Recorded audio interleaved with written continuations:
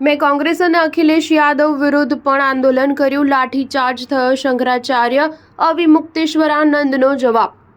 શંકરાચાર્ય અવિમુક્તેશ્વરાનંદ હંમેશા મોદી સરકાર વિરુદ્ધ નિવેદનો આપતા રહ્યા છે। મહાકુંભમાં મૌની અમાવસ્યા પર થયેલી નાસભાગ બાદ તેઓ ઉત્તર પ્રદેશની યોગી સરકાર પર પણ એક પછી એક નિશાન સાધી રહ્યા છે। આ દરમિયાન જ્યારે તેમને પૂછવામાં આવ્યું કે તેઓ શા માટે વારંવાર ભાજપ સરકાર વિરુદ્ધ નિવેદનો આપે છે તો તેમણે વિગતવાર જવાબ આપ્યો। તેમણે કહ્યું કે હું કોઈ પાર્ટીની વિરુદ્ધ નથી, હું માત્ર ખોટા કામો પર સવાલ ઉઠાવું છું। મેં ઉત્તર પ્રદેશમાં અખિલેશ અને માયાવતીની સરકારનો પણ વિરોધ કર્યો છે અને કેન્દ્રમાં યુપીએ સરકારના નિર્ણયો સામે પણ વાંધો વ્યક્ત કર્યો છે।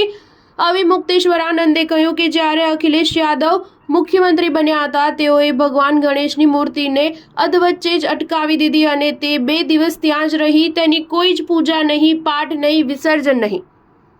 અમે તેનો પણ વિરોધ કર્યો। ઘણા લોકો વિરોધ કરી રહ્યા હતા, અમે પણ લોકોની સાથે ઊભા હતા। બાદમાં અમને લાકડીઓ વડે મારવામાં આવ્યા હતા।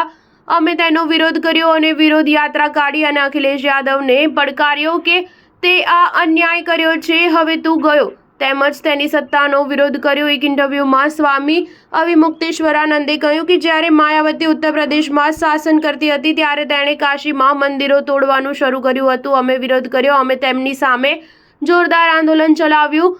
તેના કારણે તેમને લેખિત વચન આપવું પડ્યું હતું કે હવે અમે મંદિર તોડીશું નહીં। ત્યારે જ અમે આંદોલન પાછું ખેંચ્યું હતું। હવે તે પત્ર હજુ પણ અમારી પાસે છે। રામ સેતુ તોડી પાડવાના નિર્ણય સામે કોંગ્રેસનો વિરોધ બાબતે વાત કરતા અવિમુક્તેશ્વરાનંદે કહ્યું કે જ્યારે કેન્દ્રમાં કોંગ્રેસની આગેવાની હેઠળની યુપીએ સરકાર હતી ત્યારે તેણે રામ સેતુ તોડવાનું શરૂ કર્યું। ત્યારે મનમોહનસિંહ વડાપ્રધાન હતા। અમે રામ સેતુના બચાવ માટે સરકારના વિરોધમાં સૌથી મોટું આંદોલન કર્યું। સ્ટાર ન્યૂઝ 7 હંમેશા સચ્ચાઈની સાથે।